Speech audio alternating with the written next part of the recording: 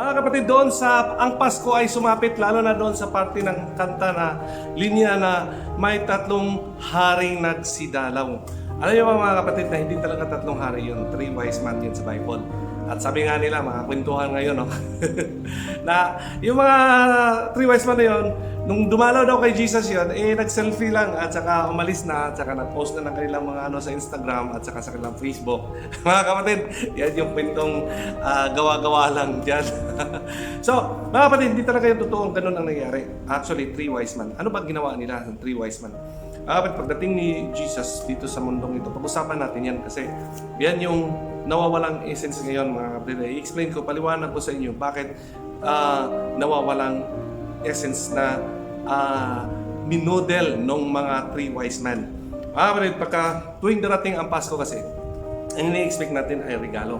Ini-expect natin ay mga bonuses, 13th month pay. Of course, nakasanayan na kasi natin na yun yung darating. At nag-expect tayo na tayo ay re-regaluhan. But some of us also find their ways to give gifts tulad ng mga wise men na sila yung nagbibigay ng regalo at sila yung naghahanap ng paraan upang makapagbigay. Mga kapatid, itong esensya ng Christmas ito, yan yung pag-usapan natin. But before then, pag-usapan muna natin doon sa John chapter 3. Pagkatitignan mo tong verse na ito, mga kapatid, paliwanag ko lang to ng konti. Kasi pag titingnan mo tong verse ng John chapter 3 verse 16, mami-misinterpret natin yan. Kasi ang sabi diyan, for God so loved the world that He gave His only begotten Son. No? Love the world that He gave His only begotten Son. Pag-usapan natin yung love kasi He gave. Kaya dumating si Jesus Christ. Mga kapatid, huwag mong i-summarize or i-assume na God really loved the world. Kasi the world is a sinner. Why God loved the world?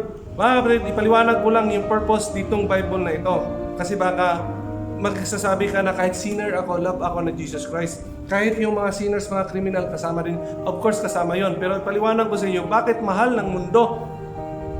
Mahal ng Diyos ang mundo. Kasi nga, in verse 15, bago ka sa John chapter 16, huwag mong kalimutan na verse 15, nandyan nga sa chapter 3 ng John. Ang sabi dito in verse 15, mga kapatid, no, tandaan mo ito at reviewin mo yung doctrinal natin na sabi dito, unahin ko sa 14, no?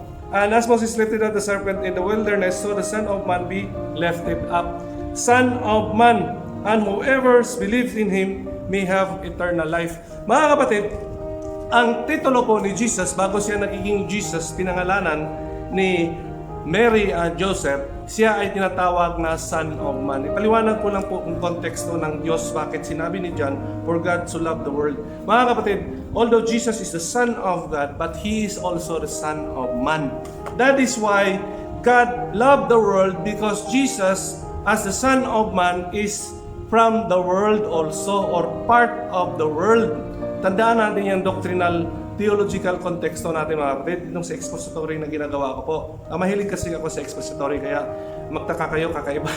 Iba yung explanation natin sa mga traditional na concept. No? So wag mong i-assume na ikaw yun agad, na love ka ng Diyos. Secondary lang tayo, yung mga tao dito sa mundo. God loved the world because His Son is also the Son of man, and man is from the world.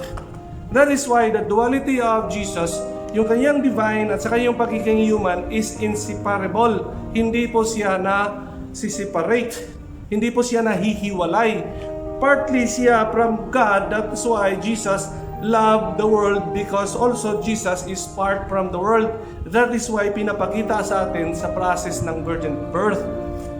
Mga kapatid, ang pagdating ni Jesus Christ dito sa mundo at ipinanganak siya sa sabsaban, pinapakita lang ay si Jesus ay hindi siya, kung hindi siya nag-exist doon sa pagpanganak, kung hindi siya ang tinatawag na Son of Man. Kailan ba nagsimula ang man? Hindi nagsimula ang man nung si Jesus ay ipinanganak. Nagsimula ang man dahil kay Jesus. So yung pagdating niya doon sa sabsaban ay isa na lang confirmation at proseso na He is also part of the world human. Okay, now dito tayo sa ginagawa ng mga tatlong wise men o wise men. Mga kapatid, ang challenge ngayon dito sa mundo, lalo na sa Christmas, ay ang worship.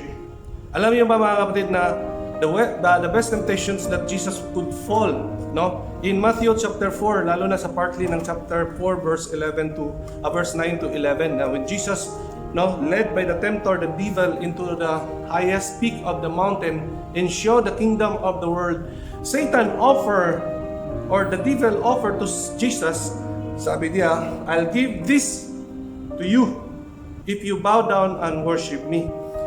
Mga kapatid, tandaan natin yan na ang the best temptations that the devil can offer to us is the materialistic world na papasa atin yun in the equivalent of worship.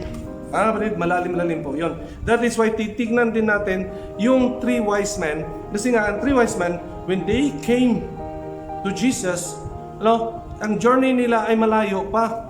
At sinadya lang nilang pumunta kay Jesus para mag-offer ng kanilang the best gifts, material, yung kanilang treasures. Mga kapatid, in this generation, nawala na yung essence of worship because in exchange of this materialistic world, sa Facebook pa lang, daming mga offer diyan, daming online sales at saka mga minds diyan. Mga kapatid, these generations become more materialistic. Alam mo ba, hindi na kailangan ang devil magpakahirap at pumunta dito at sasabihin niya na I will give this up to you if you bow down and worship me. Mga kapatid, isa sa indicator why the people cannot worship now, because they are already overwhelmed with the demand of this materialistic world. They have to comply the materialistic world. They have this model of iPhones, they have this model of ganito, they have this surgical, ang dami mga kapatid, it is a materialistic world. That is why, hirap tayong mag-lead to worship because some other people are into materialistic. So, mga kapatid, ang worship natin ngayon ay napabayaan na. Yung value of worship na sacrifice, napabayaan na, nawala na. Kaya, pag titingnan mo, ang mga tao, pag hindi nag-worship yan at wala na siyang gana mag-worship or appetite to worship, malamang dahil yan sa materialistic essence ng buhay niya. Alam mo mga kapatid, there are part in this scripture na sabi lalo na sa Matthew chapter 11 na sabi ni Jesus doon na, come unto me those who are heavy laden and I'll give you rest. Take my yoke upon me and learn from me, for I am gentle and lowly in heart, for you will find rest for your souls. For my yoke is easy and my burden is light. Mga kapatid, when we come to Christ, the concept of this materialistic generation is they should have pleasures, they should have this provision, they should have this and that. Yung puntahan nila dapat leisures and pleasures yun. So, kung may mga mga trips sila, mga vacation trips, side trips na lang yung worship, mga kapatid, it's not the priority. But when Jesus offer, come unto me, mga kapatid, mayroon yung burden. But that burden is easy. Take my yoke upon me and learn from me. For my burden is easy and light. For my yoke is easy and the burden is light. Mga kapatid, nakalimutan natin yung walking with Jesus is also taking that yoke. And that yoke, there is a burden, but that burden is light. Mga kapatid, in the contrast of what Satan's offer, the entertainment in this world, the pleasures on this world, the materialistic world that can offer you leisures and treasures and pleasures, mga kapatid, it is the contrast automatically dito sa offer ni Jesus that He offers rest. You cannot take the rest from Jesus without taking His yoke and taking that burden, the burden of sacrifice. That is why when Jesus came to this dito sa mundong ito, nung dumating si Jesus dito sa mundong ito, mga kapatid, nakalimutan natin na meron tayong participation ng yoke, yung yoko, at meron niyang konting bigat, sacrifices, paghihirap, in equivalence and in our gesture of worship. Mga kapatid, i-explain ko yan sa simpleng pamamaraan ng explanation nung mga worship ng Magay or yung three wise men. Ang layo nilang nilakad, mga kapatid.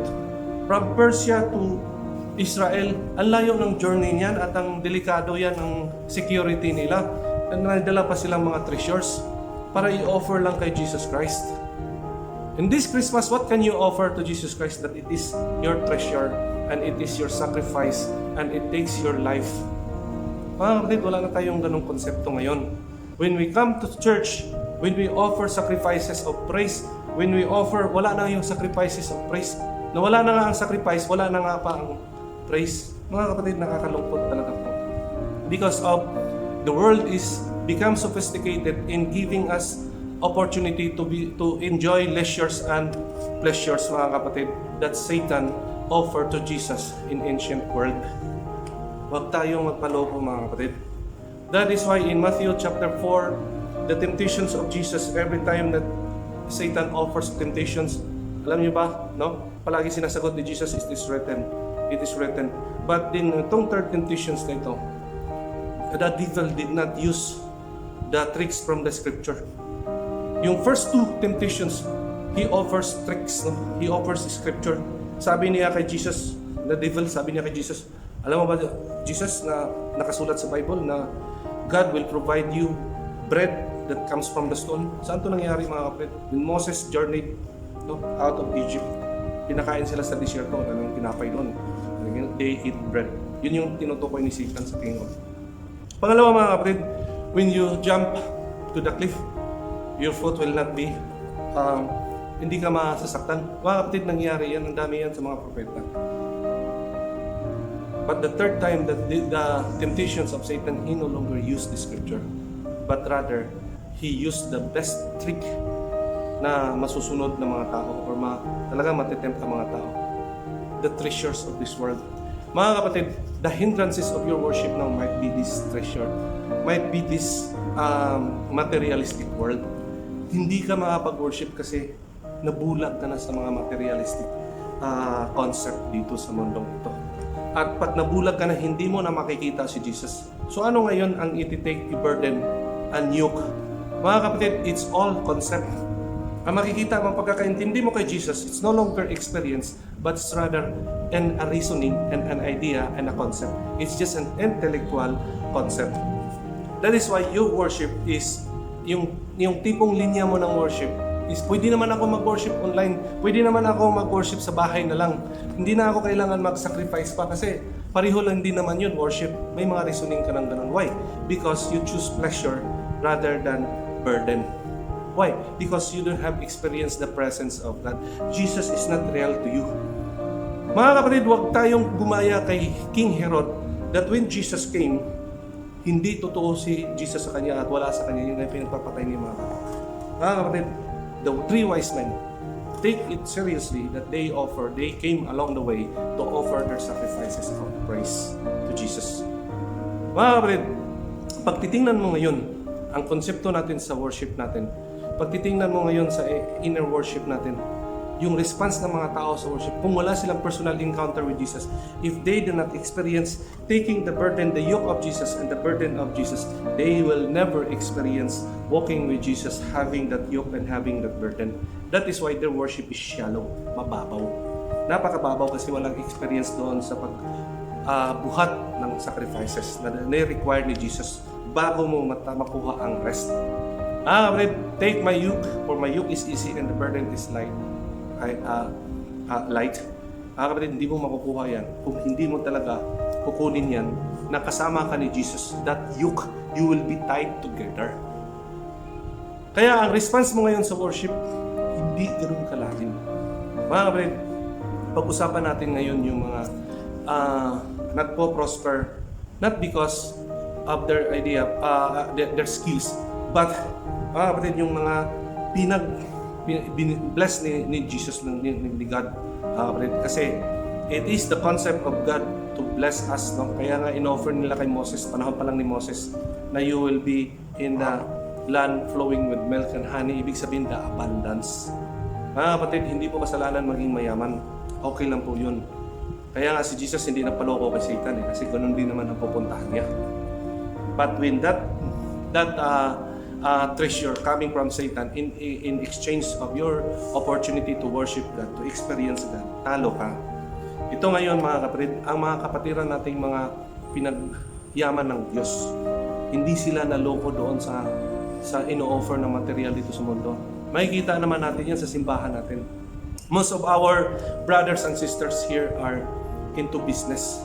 And alam niyo naman pag Sunday, pag linggo talaga, ay yan highest peak of earning something, no, in the business. Minsan nagdo-double yan, triple, quadruple ang kita dyan sa Sunday. But they choose to close down their business on Sunday because it is a worship time. Mga kapatid, malaking halaga po yun. Malaking sacrifices po yun. Hindi lang dahil pupunta sila sa simbahan, kundi the sacrifices of the earnings in their business also. Mga kapatid, later on makikita natin how this tradition na pinapakita from generation to generation na they have to close down their businesses on Sunday because they will worship God. At lahat nito, pag nakikita natin, yung iba, ganun din ang ginagawa kasi worship sila kay God. Mga kapatid, it affects and it changes, it mold the community. Ang community ngayon gustong bumili, sarado lahat ng tindahan kasi ang mga may-ari ng tindahan ay nagsasamba sa linggo. They know, nalalaman nila ngayon na every Sunday nagsasamba yan, so hindi sila nagsashopping on Sunday. Nagsashopping sila on Saturday or Monday. Anong ginawa nila sa Sunday? Kahit iba relihiyon nila, kahit ano nila, they have time to spend with their family, they have time to spend worship. Mga kapatid, kung ikaw pinagyaman ng Diyos, gamitin mo yan para mapabago mo yung community. That is worship. That is the expression of worship. Alam mo ba mga kapatid, merong kwento sa gawa-gawa lang sa kanto na book authored by Pastor Jess. Biro lang yung mga kapatid. Isang kwento na yun, alam niyo ba yung kwento na yun? Na sabi ng demonyo, sabi niya doon sa simbahan na kulto, sabi niya, itong simbahan kulto na ito, pinagyaman ko na nga ito. Ang tigas ng ulo, ayaw sumunod sa akin. Ang pinangalan niya sa simbahan ay Kristo. Eh dapat hindi ganoon. Si Jesus Christ ang ako nagpayaman sa iyo, tapos Kristo ang nilagay mo. Sabi ng demonyo, mga kapatid, sa susunod, hindi na kita alagaan, hindi na kita payayamanin. Doon na lang ako sa mga Kristiyano, masunurin pa. No? Hindi pa ako nahihirapan. I-offeran ko lang ng konting treasure yan. Hindi na magsisimba yan. Hindi na papasok sa simbahan yan at hindi na nag-worship yan. Mga kapatid, samang illustration po yun, kwentong yun. Kasi karamihan yan ay totoo. Most of us na galing sa kahirapan, pag merong konting success, merong konting financial success, mga kapatid, nakalimutan na agad ang Diyos. Remember what Satan offers to Jesus. All these treasures and kingdoms I will give to you. You have to worship me. Mga kapatid, hindi na kailangan i-offer ni Satan sa iyo yan kung ikaw naman ay naghahabol talaga ng treasure. Naghahabol ka ng kingdoms, naghahabol ka ng material in this world. Kawawa ka. Alam mo mga kapatid, lastly, before I close this, the story of Job. When Job became rich, hindi na uobra yung temptation ni Satan na, Job, I will give this to you, kingdoms and treasures. I'll give this to you. You have to worship me. Mga kapatid, hindi na umubra yun kay Job. Mayaman pa si Job kay Satan ng that time.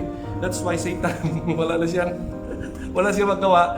Saan siya nagreklamo? Umakyat siya doon siya kay Jesus, sa trono ni Jesus. Sabi niya, yan si Job. Kaya nga nag-worship yan kasi pinayaman mo eh. Kaya nga masayahing nag-worship yan kasi pinayaman mo eh. Subukan mong tanggalin yung kayamanan niya. Job chapter 1 and chapter 2, mga kapatid. The book of Job. Subukan mong tanggalin yung kayamanan niya, di ba? Hindi na yan mag-worship sa iyo.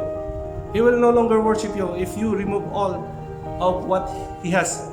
Alam mo ang sagot ng Diyos, mga kapatid, because God is confident to the life of Job that he will never fade in his worship. Hindi talaga mag-fail yan, mga kapatid, kahit wala pa yung treasure na yun. Sabi ni God sa kanya, kay Satan, sige, tanggalin mo lahat yan except yung life niya, ha? Kung tanggalin yan. Tanggalin mo lahat yung meron sa kanya. Alam mo, kapatid, napahiya si Satan doon. Kaya mga kapatid, if you are successful, and when you begin to seriously worship God and mayroong mga difficulties na dumating, kung kailan ka nagsiseryoso sa pagsimba, may mga difficulties na dumating, baka mga kapatid, sinallenge ka ng demonyo at tinanong si Jesus, si God, na kaya ka nag-worship kasi successful ka. Mga kapatid, huwag mong ipakita yun. Don't fail to worship God. Lalo na't may difficulties. Alam mo naman na real encounter ka with God. Like Job.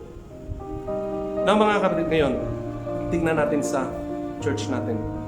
Kung ikaw pinagpala ng Diyos at yumaman ka, at ang simbahan niyo butas-butas, mga kapatid, nahiya na naman. Ayusin mo yun. Ikaw ang inaasahan doon. Kung mga ministeryo nyo ay walang finances, suportahan mo yun. No? You cannot worship na punta ka lang doon kay Jesus at magpapa-selfie lang para attendance, no? Tapos post mo na sa Facebook. Or you cannot worship just taking scripture and post Jesus doon sa Facebook. Mga kapatid, there is an equivalent sacrifices yun. Take my yoke, for my yoke is easy and the burden is light. They cannot worship without sacrifices, mga kapatid. And in this generation, yung worship natin ngayon, kalimutan na natin yung leisures and pleasures.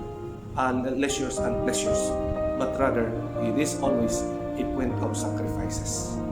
Why God loved the world? Because Jesus, as the Son of Man, is also a Son of God. And He came into this world, and those who knew that He is the Savior of the world, He is God, worship Him and worship Him with treasures and sacrifices. That is equivalent to their life. Taking a long journey just to offer sacrifices, treasures. 3 wise men. In this Christmas, I would like to encourage you that you will be, in this generation, one of the 3 wise men in nature and in culture. Yung concept natin, the way we worship God. It is the highest opportunity for us in this generation. Let's pray. Father, we thank you, Lord, for your grace and your mercy.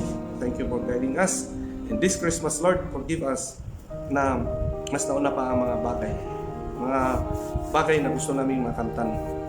Pero nireject namin, Lord, yung yoke at yung burden ng yoke na ito to come with you, to go with you, to walk with you, Lord. In this Christmas, the walking with you is taking your yoke, for yoke is easy and burden is light, and the burden is light. And then that is the time that we can have rest. Thank you, Lord, for that guaranteed rest. That when we began to encounter you, simula na po na maranasan po namin ang iyong presensya, Panginoon. Nagkaroon po kami ng kapanatagan sa aming buhay. At salamat din, Panginoon, na ito ay mayroong kaunting sakripisyo, mayroong kaunting pagkahirap, sakit. But Lord, this is easy because you are with us. You are God Emmanuel. I pray, O God, na instead of in this Christmas, Lord, na Christmas tree ang makikita namin sa paligid, but rather the yoke, your yoke, symbolizes of burden, but that burden is easy and light. Thank you, Jesus. Give you all the praise, all the glory, this praise, Jesus' name. God bless you, mga kapatid.